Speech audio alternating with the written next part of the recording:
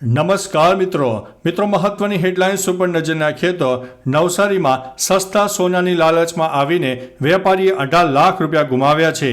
આગળ વાત થશે સલમાન ખાનને ફરીથી મળી છે મોટી ધમકી, ત્યારે વાત થશે ભાજપના ઠાકોર નેતાઓ પાવર વગરના પ્રધાન છે. ત્યારે આગળ વાત થશે કોંગ્રેસ કોઈ મુસ્લિમને અધ્યક્ષ કેમ નથી બનાવતી તેવું પીએમ મોદીએ નિવેદનમાં જણાવ્યું છે.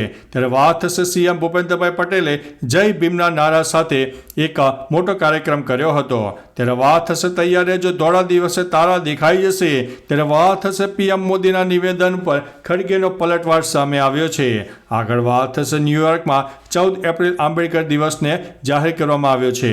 ત્યારે વાત થશે અમેરિકામાં રહેતા વિદેશી નાગરિકો માટે સ્પષ્ટ ચેતવણી સામે આવી ગઈ છે. આગળ વાત થશે વાયુસેનાના વિમાન ઉપર સાયબર એટેકનો નિષ્ફળ પ્રયાસ. ત્યારે વાત થશે નિકોલમાં 10 દિવસથી ગટરો ઉભરાતા લોકો રસ્તા પર ઉતરી આવ્યા છે. આગળ વાત થશે વ્યાયામ શિક્ષકોનું આંદોલન યથાવત જોવા મળ્યું છે. ત્યારે વાત થશે કેસર કેરીની આવકમાં વધારો પણ પાકમાં થયો છે ઘટાડો. આગળ વાત થશે એટીએસે છુપાવેલી એફઆઈઆર બજારમાં ફરતી થઈ ગઈ છે. આગળ વાત થશે દિગ્ગજ નેતા અને પૂર્વ ધારાસભ્યે બીજેપી છોડ્યું છે. હવે મિત્રો સમાચાર વિસ્તારથી. ડેડિયાપાડાના ધારાસભ્ય રહી ચૂકેલા મહેશ વસાવાએ ભાજપમાંથી રાજીનામું આપી દીધું છે. મહેશ વસાવા ગત વર્ષે બીજેપીમાં જોડાઈ ગયા હતા. મહેશ વસાવાએ એક પત્ર જાહેર કર્યો છે અને કહ્યું છે કે પોતાના કામને ન્યાય ન મળતો હોવાનો આરોપ સાથે ભાજપમાંથી રાજીનામું ધરી દીધું છે. તેઓ આદિવાસીના હક માટે હંમેશા લડતા આવ્યા છે અને લડશે. મહેશ વસાવા પૂર્વ ભરૂચ જિલ્લા ભાજપ પ્રમુખ મારુતિસિંહ ભાજપમાં જોડાયા હતા. મિત્રો અન્ય મહત્વના સમાચારની વાત કરીએ તો એટીએસે છુપાવેલી એફઆઈઆર બજારમાં ફરતી થઈ. ગુજરાત એટીએસ ફરિયાદકાંડ આ વખતે ભારે ચર્ચામાં છે. અમદાવાદ ગ્રામ્ય કોર્ટથી મદદથી ફરિયાદને લોકરમાં મુકાવી હોવા છતાં ગુજરાત એટીએસે એફઆઈઆર ગુનેગારોના મોબાઈલ ફોનમાં ફરતી થઈ ગઈ હતી. કહેવાતી સંવેદનશીલ ફરિયાદ માર્કેટમાં ફરતી થતાં ગુજરાત એટીએસ ઇરાદાઓ સ્પષ્ટ થઈ ગયા છે. માર્કેટમાં ફરતી સંવેદનશીલ ફરિયાદમાં 25 માર્ચના રોજ ડીવાયએસપી એસ.એલ. ચૌધરીને બાતમી મળી હોવાનો ઉલ્લેખ કરાયો છે. મિત્રો અન્ય મહત્વના સમાચારની વાત કરીએ તો કેસર કેરીની આવકમાં વધારો પણ પાકમાં થયો છે ઘટાડો. વિશ્વવિખ્યાત કેસર કેરીની સિઝન શરૂ થઈ ગઈ છે. જો કે આ વખતે કેસર કેરીની આવકમાં વધારો તો થયો છે પણ પાકમાં ઘટાડો નોંધાયો છે. એક દિવસમાં 4000 બોક્સ કેસર કેરીની આવક થઈ છે. જો કે ગીર પંથકના મુખ્ય વિસ્તારો તાલાલા, સાસણ, મેદરણા, વંથલીમાં માત્ર 25% આવરણ જોવા મળ્યું છે. ગ્લોબલ વોર્મિંગની અસરના કારણે કેસર કેરીના ઉત્પાદનમાં મોટો ઘટાડો નોંધાયો છે. મિત્રો અન્ય મહત્વના સમાચારની વાત કરીએ તો વ્યાયામ શિક્ષકોનું આંદોલન યથાવત. રાજ્યના વ્યાયામ શિક્ષકો ગાંધીનગરમાં સત્યાગ્રહ છાવણી ખાતે છેલ્લા 29 દિવસથી આંદોલન કરી રહ્યા છે. ડૉક્ટર બાબા સાહેબ આંબેડકરની જયંતિ નિમિત્તે આંદોલનકારીઓએ વિધાનસભા સામેની આંબેડકરની પ્રતિમાને પુષ્પાંજલિ અર્પણ કરી હતી. સરકારની 11 માસના કરાર આધારિત ખેલ સહાયક યોજના સામે વિરોધ છે. આંદોલનકારીઓના જણાવ્યા મુજબ છેલ્લા 1.5 દાયકાથી વ્યાયામ શિક્ષકોની કાયમી ભરતી થઈ નથી. મિત્રો અન્ય મહત્વના સમાચારની વાત કરીએ તો નિકોલમાં 10 દિવસથી ગટરો ઉભરાતા લોકો રસ્તા પર ઉતરી ગયા છે.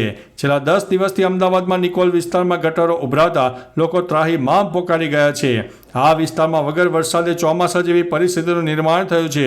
મ્યુનિસિપલ કોર્પોરેશન દ્વારા કોઈ નિકાલ ન કરવામાં લાવતા સ્થાનિક 100થી વધુ લોકોનું ટોળું રસ્તા પર ઉતરી આવ્યું હતું અને રોડ બંધ કરી દીધો હતો. સમસ્યા અંગે ભાજપના ધારાસભ્ય અને કોર્પોરેટરને જાણ કરી તો માત્ર સલાહ સૂચન કરીને જતા રહ્યા હતા.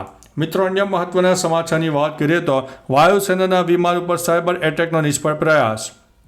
મ્યાનમાર એરસ્પેસમાં ઇન્ડિયન એરફોર્સના વિમાનો પર સાયબરનો હુમલો કરવામાં આવ્યો હતો. તેના જીપીએસ સિગ્નલ સ્પૂફ હતા, એટલે કે પ્લેનને ખોટી માહિતી આપીને ગેરમાર્ગે દોરવાનો પ્રયાસ કરવામાં આવ્યો. સૂત્રોના જણાવ્યા અનુસાર જીપીએસ સ્પૂફિંગ પાછળ કોણ છે તે શોધવું મુશ્કેલ છે. મ્યાનમારમાં ચીનનો પ્રભાવ વધી રહ્યો છે. ઘણા બળવાખોર સંગઠનો પણ ત્યાં સક્રિય છે. મિત્રો અન્ય મહત્વના સમાચારની વાત કરીએ તો અમેરિકામાં રહેતા વિદેશી નાગરિકો માટે સ્પષ્ટ ચેતવણી. અમેરિકી સરકારે કહ્યું છે કે રજિસ્ટ્રેશન વિના 30 દિવસથી વધારે સમય સુધી અમેરિકામાં રહેતા વિદેશી નાગરિકોને દંડ અને જેલની સજા સહિત કઠોર દંડનો સામનો કરવો પડશે. હોમલેન્ડ સુરક્ષા વિભાગે કહ્યું છે કે અમેરિકામાં 30 દિવસથી વધારે સમય સુધી રહેતા વિદેશી નાગરિકોને સંઘીય સરકાર સાથે રજિસ્ટ્રેશન કરાવવું પડશે. તેનું પાલન ન કરવું એક ગુનો છે, જેના માટે દંડ અને જેલની સજા થઈ શકે છે. મિત્રો અન્ય મહત્વના સમાચારની વાત કરીએ તો ન્યૂયોર્કમાં 14 એપ્રિલ આંબેડકર દિવસ જાહેર કરાયો છે.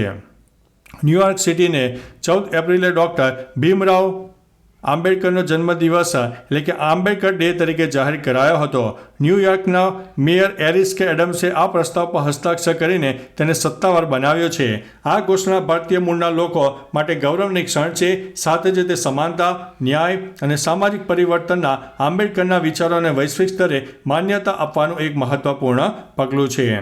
મિત્રો, અન્ય મહત્વના સમાચારની વાત કરીએ તો પીએમ મોદીના નિવેદન ઉપર ખડગેનો પલટવાર. પીએમ મોદીએ ડૉક્ટર આંબેડકરને લઈને કોંગ્રેસ પર આકરા પ્રહારો કર્યા. હવે કોંગ્રેસ અધ્યક્ષ મલ્લિકાર્જુન ખડગે આ અંગે નિવેદન આપ્યું છે. તેમણે કહ્યું છે કે અમારું બજેટ લાખો અને કરોડો રૂપિયાનું છે. શિક્ષણ ક્ષેત્રે બજેટ વધારવાને બદલે ભાજપના લોકો બજેટમાં કાપ મૂકી રહ્યા છે. આ દર્શાવે છે કે ભાજપને શિક્ષણમાં કોઈ રસ નથી. મોદી ફક્ત વાતો કરે છે.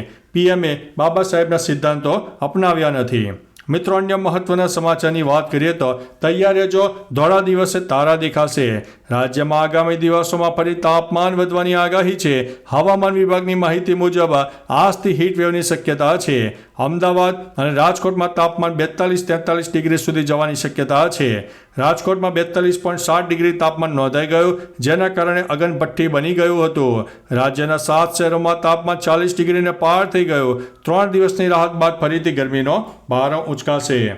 મિત્રો, અન્ય મહત્વના સમાચારની વાત કરીએ તો સીએમ ભૂપેન્દ્રભાઈ પટેલે જય ભીમના નારાઓ લગાવ્યા હતા. ભારતના બંધારણના શિલ્પી અને સામાજિક ન્યાયના પ્રણેતા ડૉક્ટર બાબા સાહેબ ભીમરાવ આંબેડકરની જન્મ જયંતિ નિમિત્તે ગુજરાતના મુખ્યમંત્રી ભૂપેન્દ્રભાઈ પટેલે સેન્ટ્રલ વિસ્ટા ગાર્ડન ખાતે ખાસ કાર્યક્રમમાં ભાગ લીધો. આ પ્રસંગે વિધાનસભા અધ્યક્ષ સાથે મળીને તેમણે બાબા સાહેબની પ્રતિમાને પુષ્પાંજલિ અર્પણ કરી. જય ભીમના નારાઓ સાથે તેમના અમૂલ્ય યોગદાનને યાદ કર્યું હતું.